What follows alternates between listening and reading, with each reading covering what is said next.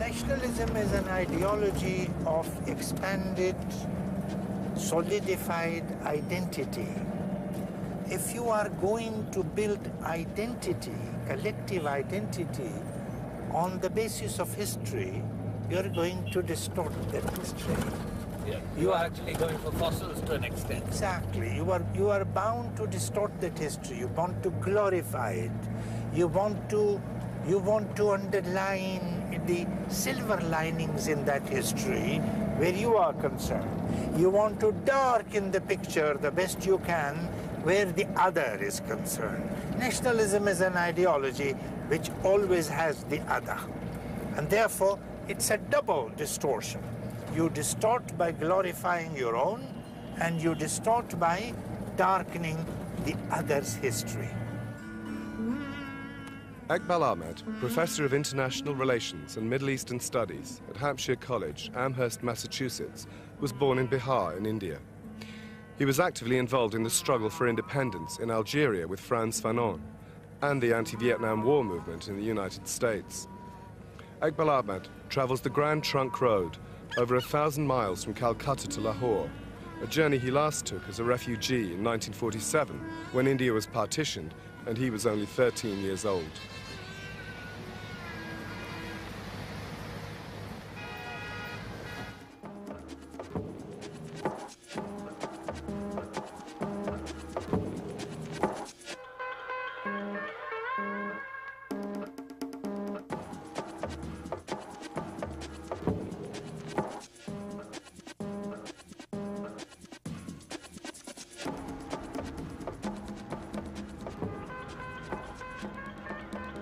Lazily afloat on time's stream, my mind turns to the sky. As I cross its empty expanses, shadowy pictures form in my eyes of the many ages of the long past and the many peoples that have hurtled forward confident of victory. The Pathans came greedy for empire, and the Mughals brandishing victory banners, the wheels of their conquering chariots raising webs of dust. I look at the sky, no sign of them now, today. Through the ages, the light of sunrise and sunset continues to redden the sky's pure blue at dawn and dusk. Then others came along tracks of iron and fire-breathing vehicles, the mighty British scattering their power beneath the same sky. I know that time will flow along their road too, float off somewhere, the land-encircling web of their empire. I know their merchandise-bearing soldiers will not make the slightest impression on planetary paths. But people work. Over the ruins of hundreds of empires, the people work.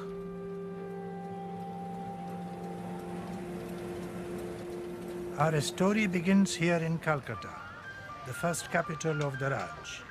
Bengal was the crucible of opposition to the British, the home of radicals and poets, many of whom had ironically been educated in Britain. It also became the focus of another opposition, the conflict between Hindu and Muslim nationalism that still bedevils the subcontinent today.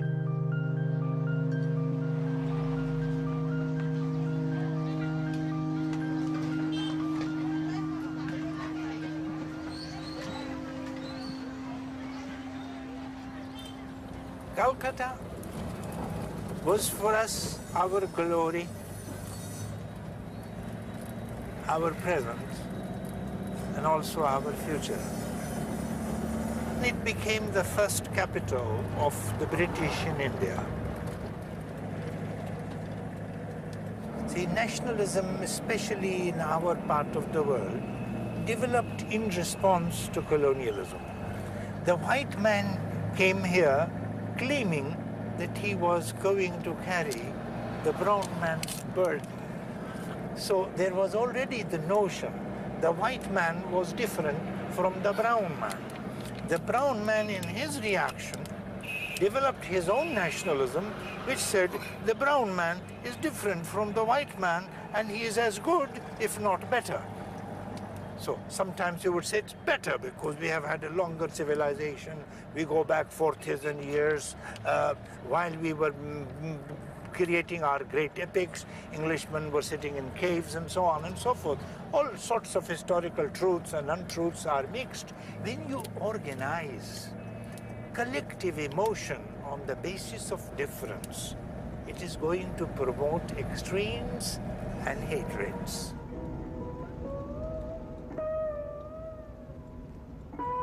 At the heart of anti-colonial Calcutta was a man with a different vision. Knighted by the British and awarded the Nobel Prize in Literature, Rabindranath Tagore was India's greatest contemporary poet and a most far-sighted humanist. He opposed colonial rule not because it was British, but because it was discriminatory and oppressive, and dreamed of a tolerant universalist India glorying in its matchless diversity, its many ethnicities and some 850 languages. A free India would serve as a model quite different from the modern nation-states like Britain, Germany, or France.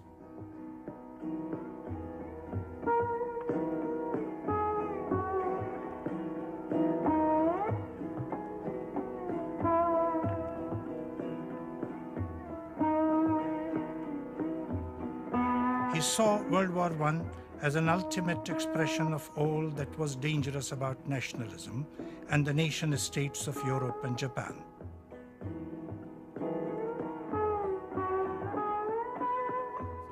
As a child, it must have been 1940.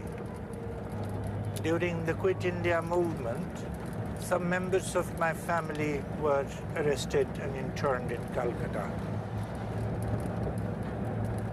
I went there and my family made its usual, shall I say, pilgrimage to Rabindranath Tagore. He was an old man then. I remember him lying in bed. He was not walking around when we visited him. And it was just about a year and a half later that Robi Thakur died. He was a great man, honored, but also looked askance in the nationalist circles.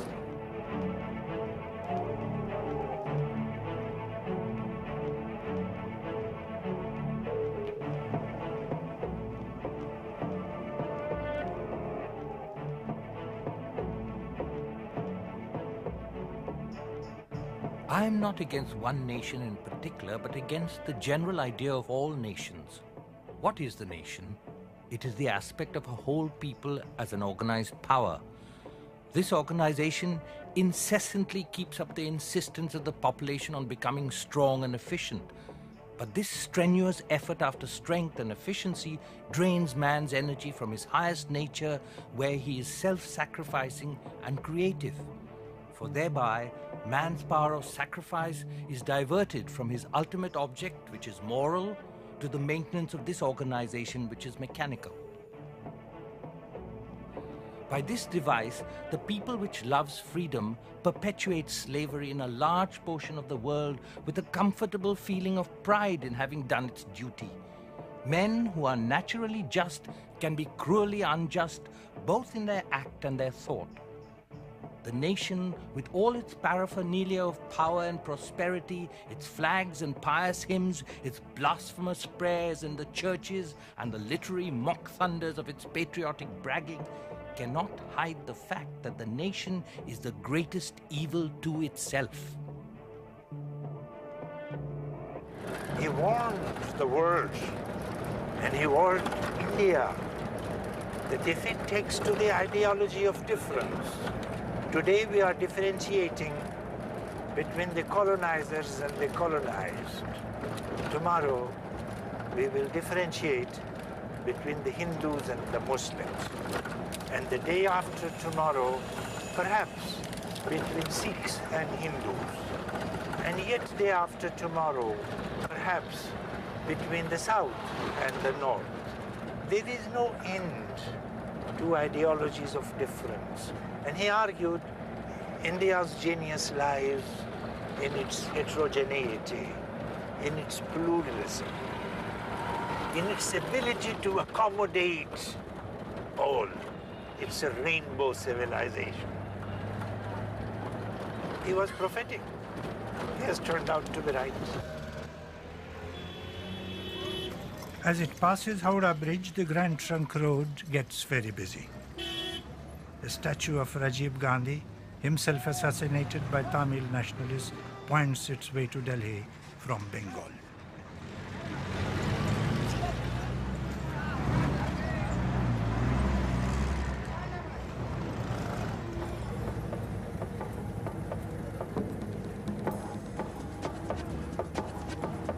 Tagore died in 1941. 6 years later, Britain quit India, transferring power to two nation-states, India and Pakistan. Ironically, independent India took a Tagore song as its national anthem. In 1972, the irony was compounded when Bangladesh, after breaking away from Pakistan, adopted another Tagore song as its national anthem. Why not? Symbols of nationalism rarely conform to historical realities.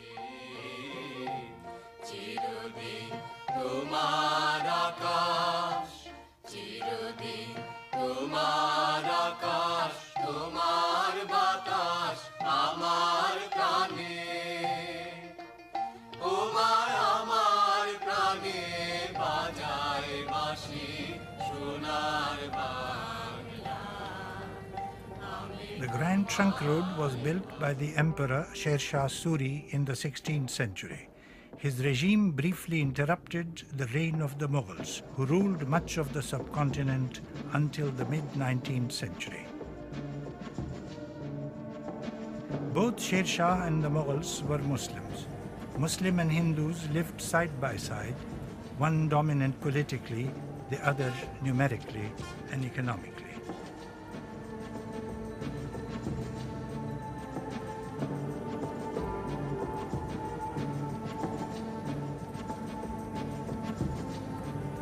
The Mughals were energetic rulers, building great monuments and palaces, notably the Taj Mahal, and instituting an all-pervading, ordered state largely administered by Hindus of the upper castes.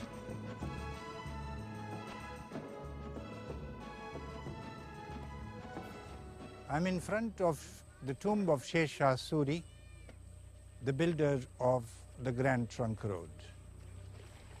I used to live across the street from the tomb in a very old and historic house, which has been, it appears, destroyed.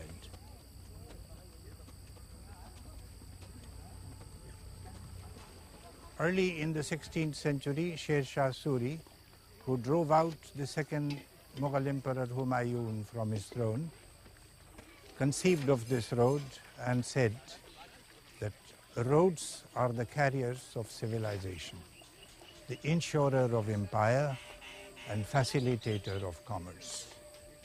That road is in a state of neglect, as is the tomb we are facing. The artificial lake in the middle of which it is set serves today as the washroom of the entire town.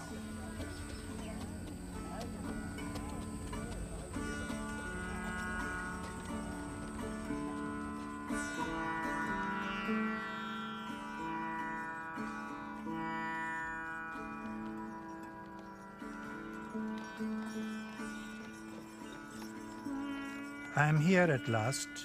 We are on a country road that leads to my ancestral village.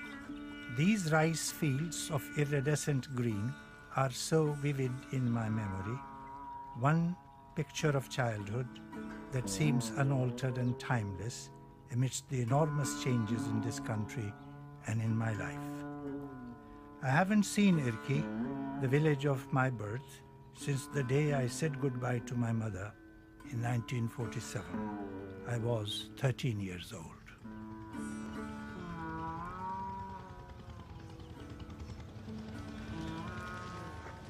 अच्छा ये बताएं कि इस गांव में हिंदू कितने अब रह गए हैं बाकी? हिंदुओं की क्या करीब आबादी बढ़ गई है? आपके टाइम से बहुत ज्यादा आबादी हो गई। अच्छा अच्छा। और मुसलमानों की आबादी कम हो गई? मुसलमानों की करीब करीब बढ़ रही है पहले। उनकी भी बढ़ गई? हाँ फिर आ गया हूँ, देख लीजिए। ये मोहब्बत। सलाम वालेकुम। सलाम वालेकुम। अस्सलाम वालेकुम। कैसे हो भाई? ठीक ठाक। ये मोहब्बत देखिए गांव की कैसे हैं? फिर की अल्लाह का शुक्र है, आप मजे में। आपको कैसा आना हुआ आपका? जी अब ये सिलसिला है कि चलिए कुछ पहले कुछ हका था। मेरा ख्याल था मैं घर की तरफ न चलूं। ऐसे जैसे सुना है जैसे लगा कि अंदर से बेतहा कुछ देखिए दौड़ा रही है जो लोग सुन रहे हैं।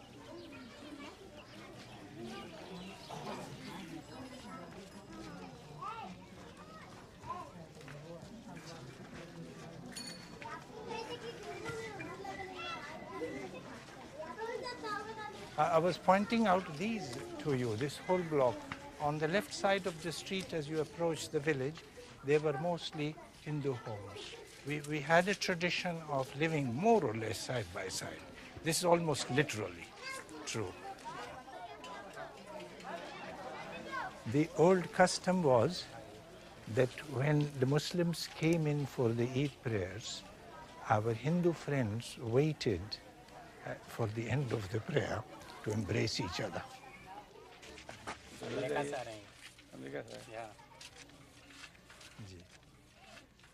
I am seeking permission to go into my house.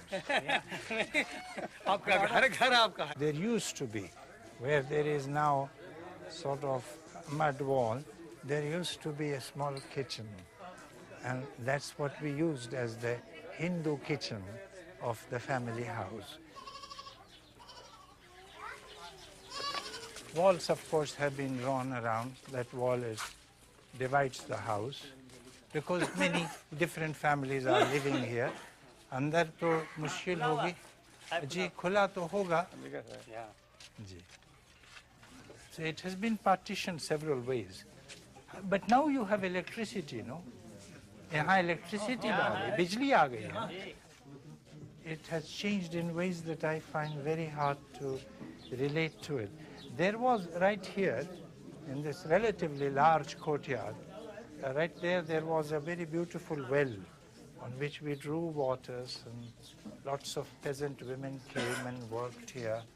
Lots of them worked also in that corner of the house.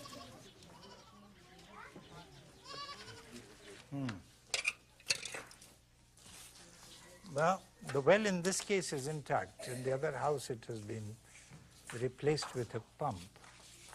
And there are no partitions of this portion at least.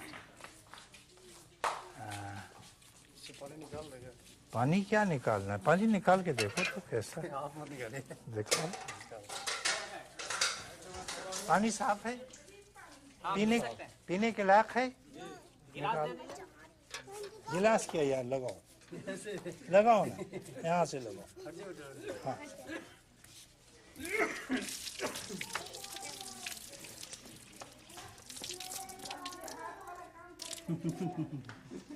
पानी बहुत मीठा है आप लोगों का, अभी तक ऐसे ही मीठा जैसा पहले तो. और दो. This gentleman taught us swordsmanship and gatka, the use of swords and so on. And he was one of the finest in that trade. And I just asked him if he would give me the first one or two movements. तो दिखाओ ना थोड़ा. हम पैतरा करके दिखाओ. बीमार हैं. Wow. There you are. Bravo. इसको कहते हैं पैतराबाज हमारा उस्ताद. This was my home 50 years ago. People here are so warm and obviously hold fond memories of my family. But it is a painful encounter, for it was here that I was to have my first experience of the havoc that nationalism can bring. This is the spot which used to be open. It was a veranda. This is where my father was killed in 1937. I was 3.5 years old. I was with him at the time. He protected me, so I survived. He didn't. It was a combination of nationalist politics and the questions of land. That's all. I cried out probably and called out people.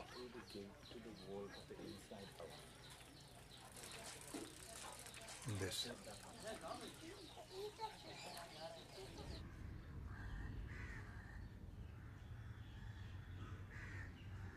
My father's tomb was somewhere here. I cannot exactly identify the spot anymore. Most of the tombs, one tomb and the graves are gone. And this is a relatively new grave of my uncle and his wife. Where are they gone is a matter both of pain and pleasure to me personally. If you look at the village beyond, you would notice that that village, unlike most of the peasant homes here, is built of bricks. So the dead are giving some life to the living. Let's pray here.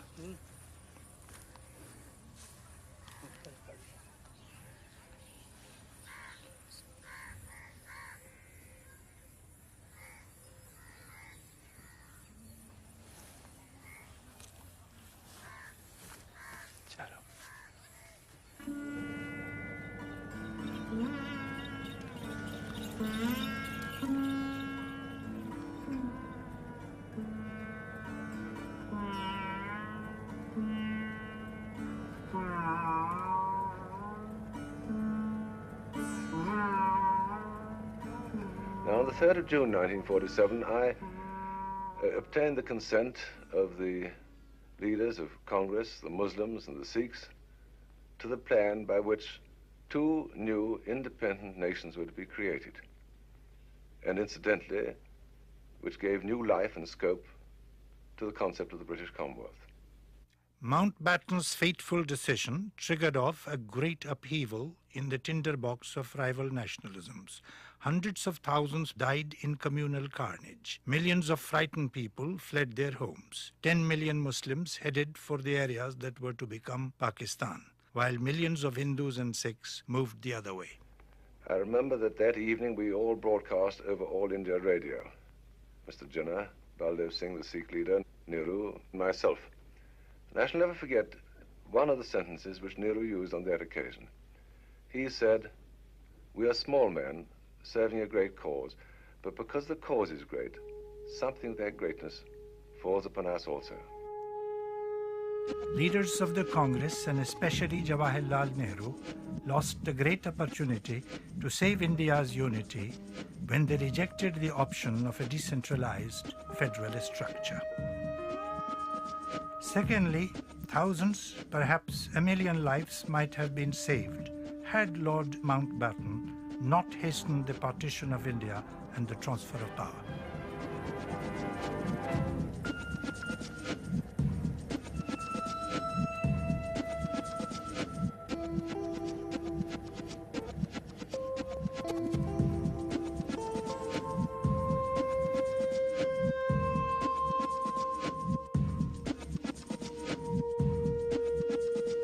Like my father, Mother was a Congress supporter. In 1946, religious riots broke out in Bihar. Mahatma Gandhi toured the riot-torn villages, taking with him Muslim and Hindu children to symbolize unity in our common humanity. I was one of the boys. But my eldest brother, including Zafar, with whom I lived, were Muslim League sympathizers. They decided to leave for Pakistan. Mother refused to leave. Years later, John Berger remarked that only mothers who are widows can become as immovable as she did.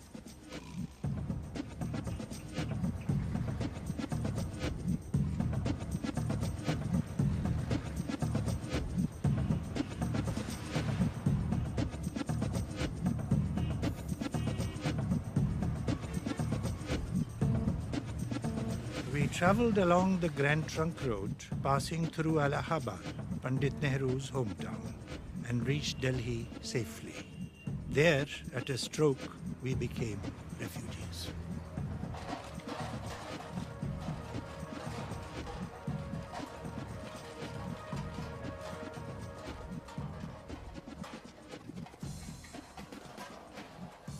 Young Indians, Gandhi, Jinnah, and scores of others went to England for education.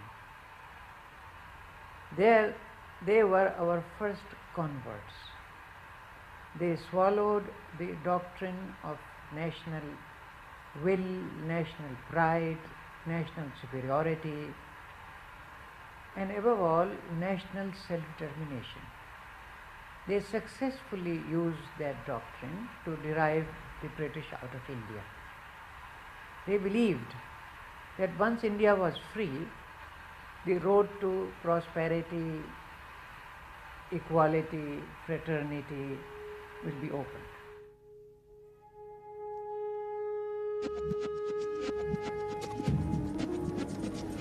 We are driving around in New Delhi, the capital that was built by the Raj in India.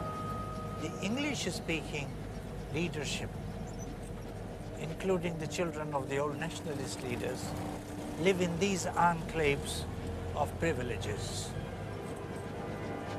So that an apartheid of sorts had sharpened. It's indistinguishable. It could be Islamabad. Tree-lined streets, nice colonial and some modern houses. The new capital of Pakistan, Islamabad, is totally separate from the rest of the country. So much so that the going joke in Islamabad is that it's a wonderful city because it is only 10 minutes away from Pakistan.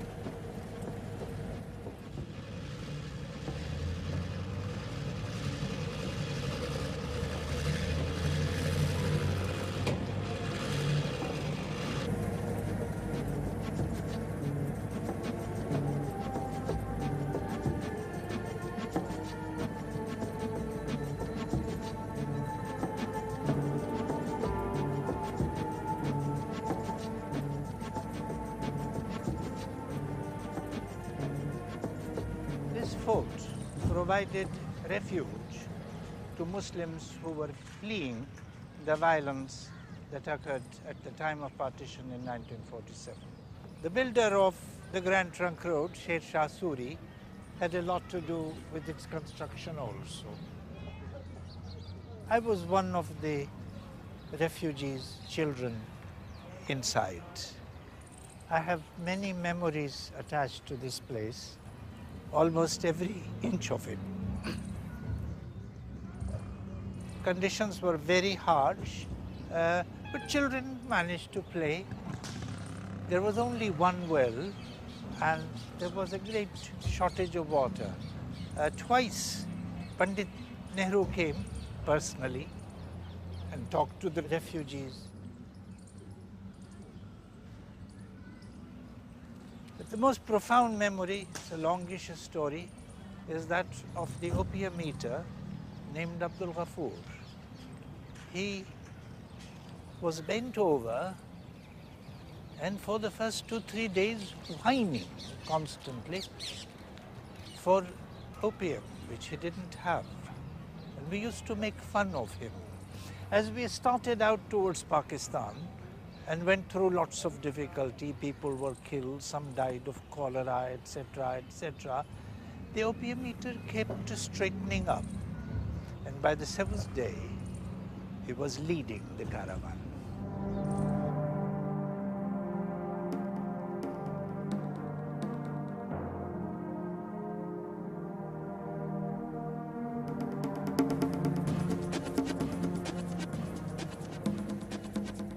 The day of our fateful march to Pakistan, we gathered at another of Delhi's landmarks, the Red Fort, also built by the Mughals.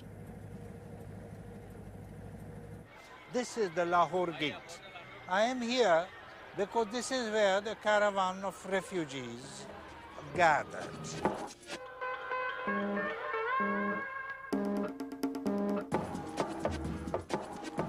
In Delhi, I got separated from the rest of my family and trudged along amidst the strangers. I do not remember worrying about my family. We were on the road a month, raided twice, beset by disease, hunger, and above all, fear and fatigue.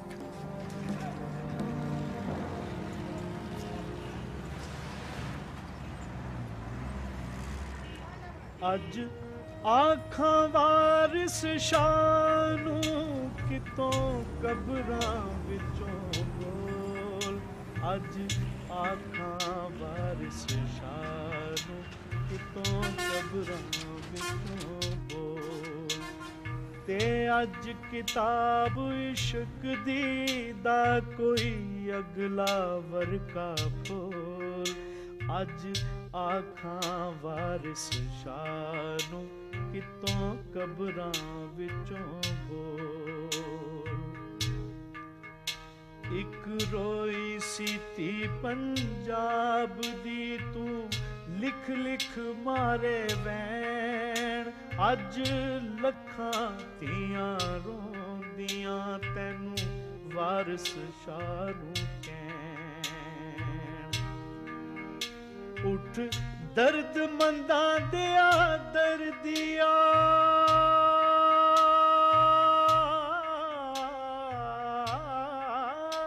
ਉੱਠ ਦਰਦ ਮੰਦਾਂ ਦਿਆ ਦਰਦੀਆ ਉੱਠ ਤੱਕ ਆਪਣਾ ਪੰਜਾਬ ਅੱਜ ਬੇਲੇ ਲਾਸ਼ਾਂ ਵਿਛੀਆਂ ਤੇ ਲਹੂ ਦੀ ਪਰੀ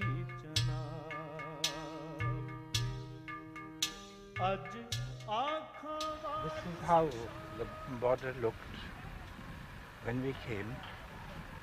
It was full of multitudes of people on both sides of the Grand Trunk Road. Men, women, children, some going this way, some going towards Lahore. It was a mass migration both ways. And when the people came in at the border, which we just saw, they were filled with emotions. They had lost children. Lots of children died there. Men and women fell on the ground, kissed the ground, as if it didn't matter. As if all the deaths, all the bloodshed had been compensated for by the recovery of this home. There was a great deal of suffering, and there was that brief moment when they had forgotten it to celebrate the creation of a new nation state. I suppose the same was true of the refugees, Hindus and Sikhs that were going to India. They must have crossed their soil also. And somewhere over there, it was a very empty land in those days, hardly any mechanized traffic passed. And somewhere later on, 2-3 miles down, I had found with a group of people a taxi that took us to Lahore. That was the first land transport I had taken in nearly 300 miles. ਆਖਾਂ ਵਾਰਿਸ ਸ਼ਾਹ ਨੂੰ ਕਿਤੋਂ ਕਬਰਾਂ ਵਿੱਚੋਂ ਬੋਲ ਅੱਜ ਆਖਾਂ ਵਾਰਿਸ ਸ਼ਾਹ ਨੂੰ ਕਿਤੋਂ ਕਬਰਾਂ We have just left the border at Wagha, where India-Pakistan divide. The Grand Trunk Road is divided, is broken. We are heading towards Lahore, and it is quite extraordinary. It's a wonderful feeling in a way that the subcontinent has divided, and yet somehow one thing that does seem to pull it together is the Grand Trunk Road, ironically. The old Sher Shah must be happy today. Huh? So it's this part of the Grand Trunk Road is the subject of Kipling's books. The travels that Kim does, for example, is more in the north and northwest part of India because he himself lived in Lahore. See, Holy One, the great road which is the backbone of all Hind. In the days before rail carriages, the sahibs travelled up and down here in hundreds. Now there are only country carts and such like. Look, Brahmins and Chamas, bankers and tinkers, barbers and banyas, pilgrims and potters, all the world going and coming. It is to me as a river from which I am withdrawn like a log after a flood.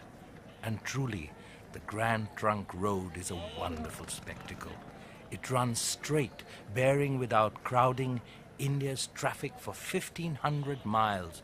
Such a river of life as nowhere else exists in the world. People are moving from the countryside into the city. And right there, smack in the cities, they have lost their old identity. They're moving out because the land cannot support a growing population. New identity is not available for them. Most of the time, labor unions are not very strong. It's much easier for them to search, look for certainties that they had known, identities they had known. And when a new political party seems to promise that, a new political movement seems to promise that, come to our fold, this is Islam. Come to our fold, this is Hindutva. Comes to our fold, this is Judaism. They follow.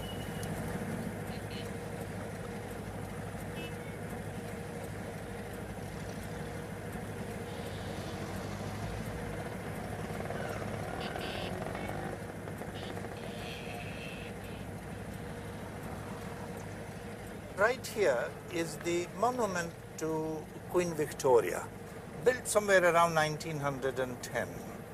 You will notice that this is very much made in the style of Mughal architecture. Some Mughal arches, the stonework also very Mughal. And in the middle of it there was a statue of Queen Victoria. After independence, what we have done is to remove this statue, and in place of it we have put a replica of the Holy Quran. So what has happened is that the substance has remained the same and the symbols have been changed.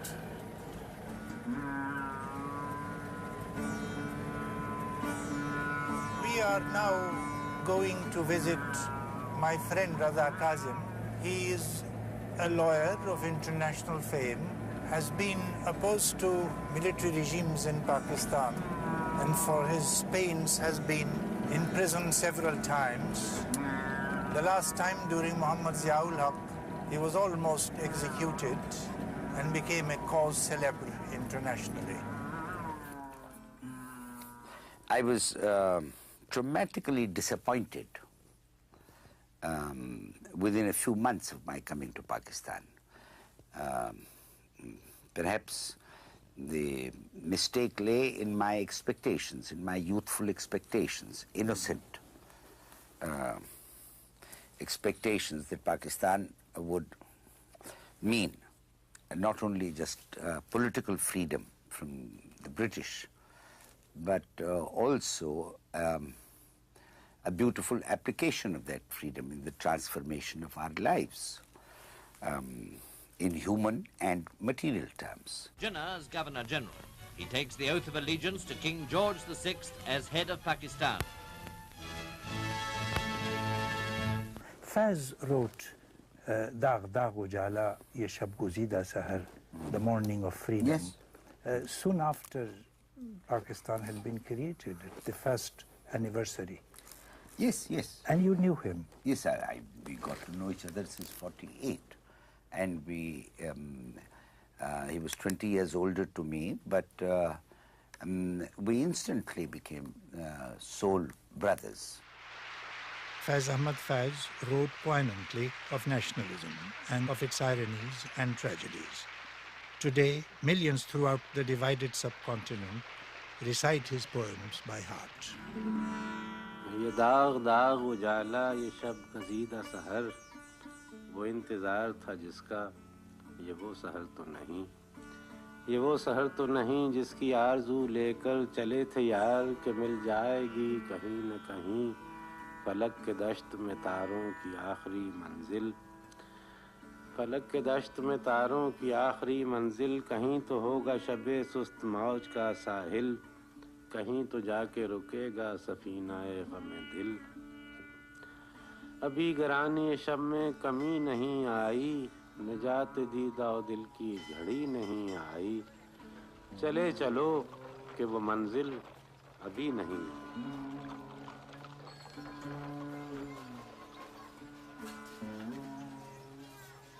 Faiz was, as you perhaps know, also in the trade union movement.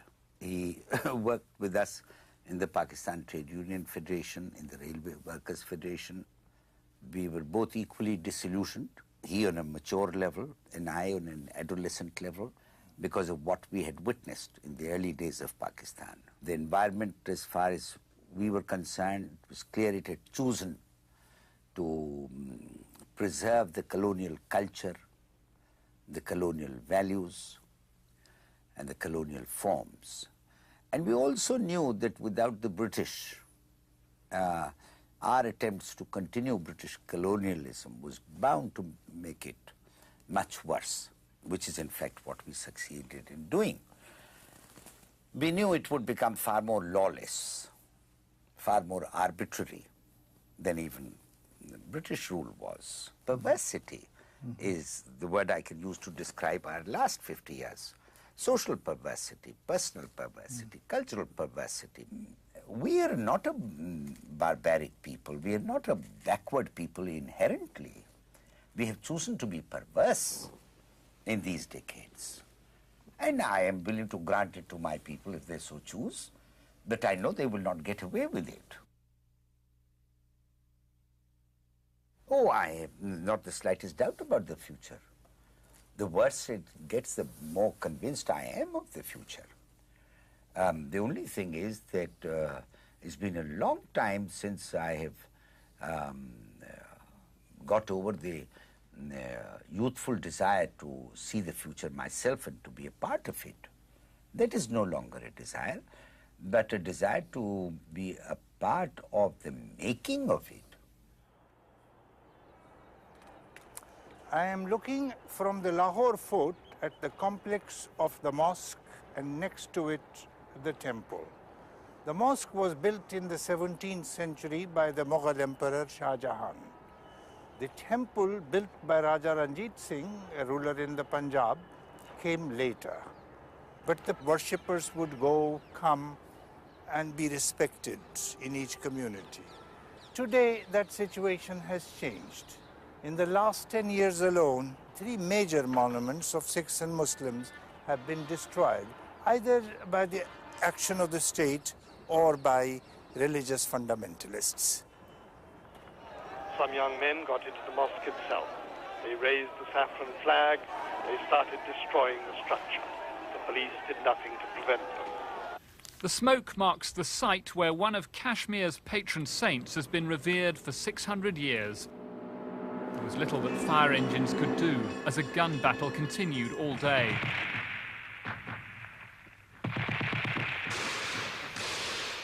By carrying the fight right into the Sikh holy shrines, the Indian government will be automatically condemned by the prosperous and sensitive Sikh community.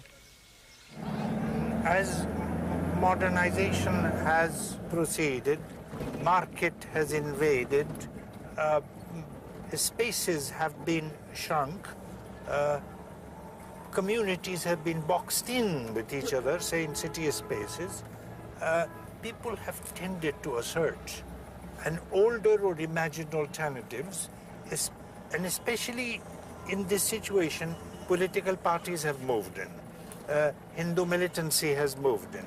Muslim fundamentalist parties have moved in. These parties are making appeals to a very glorified imagined tradition.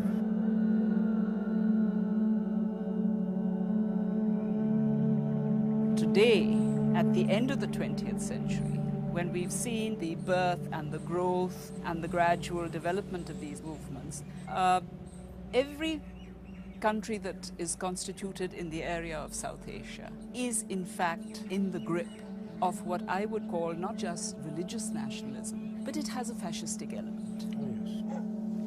And the fascistic element, it seems to me, is that in each of these ideologies of religious nationalism, the basic argument is that the majority of the people that identify with a particular religion, whether it is Hinduism or Islam or Buddhism or whatever it may be, constitute the majority in a democratic sense. And therefore they have the right to determine what society should do, what the state should do, how people should be governed, and so on. This, it seems to me, is really fascistic nationalism. It throws out the whole notion of a secular state. It throws out the whole notion of a secular state. It throws out the equal participation of those who do not identify with the majority religious group in that particular country. Long years ago, we made a tryst with destiny, and now the time comes when we shall redeem our pledge, not wholly or in full measure, but very substantially. At the stroke of the midnight hour, when the world sleeps, India will awake to life and freedom. A moment comes, which comes but rarely in history, when we step out from the old to the new, when an age ends, and when the soul of a nation, long suppressed, finds utterance.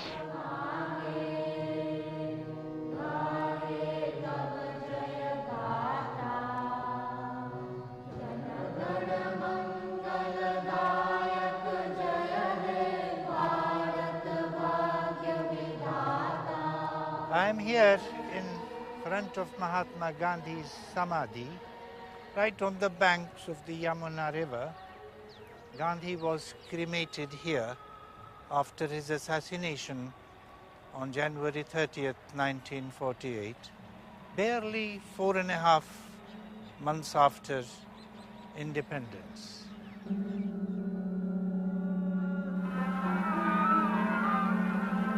Friends and comrades, the light has gone out of our lives, and there is darkness everywhere. And I do not quite know what to tell you and how to say it. Our beloved leader, Bapu as we called him, the father of the nation, is no more.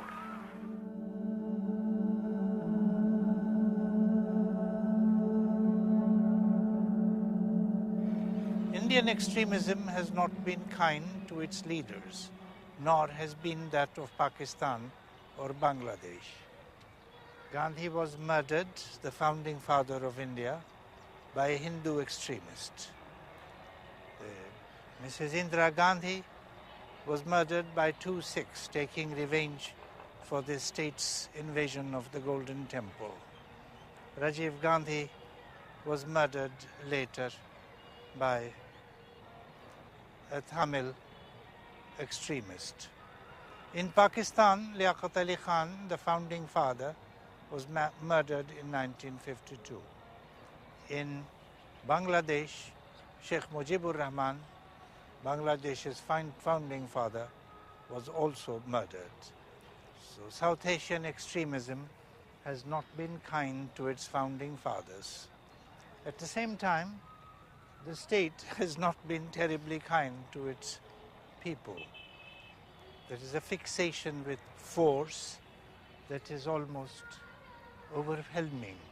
Just as we were walking into Mahatma Gandhi's Samadhi, we found the place surrounded by men in arms and uniform, as if the apostle of non-violence has been taken over by armed men.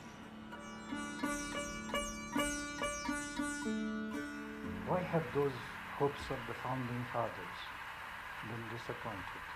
Well, they have not been realized for the several reasons. Firstly, doctrine of nationalism was a doctrine of industrialized imperial nations. We were not industrialized, we were an agricultural country.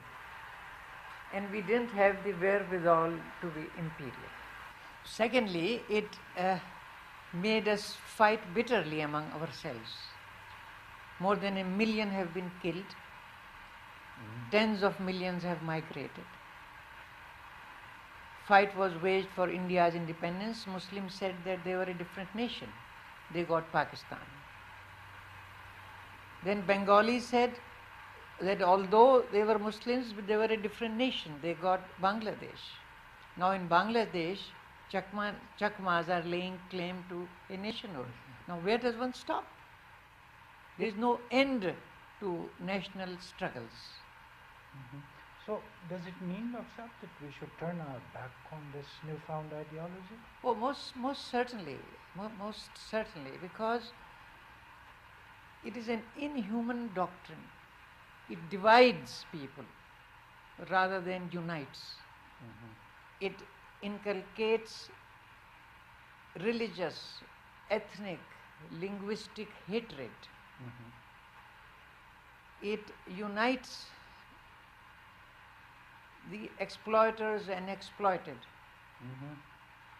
to fight exploiters and united exploiters and exploited of other nation.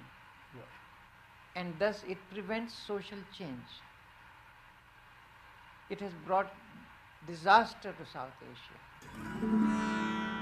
In Karachi, Pakistan's largest city, a virtual civil war is raging between the government and the Urdu-speaking people who migrated from India, including my part of Bihar.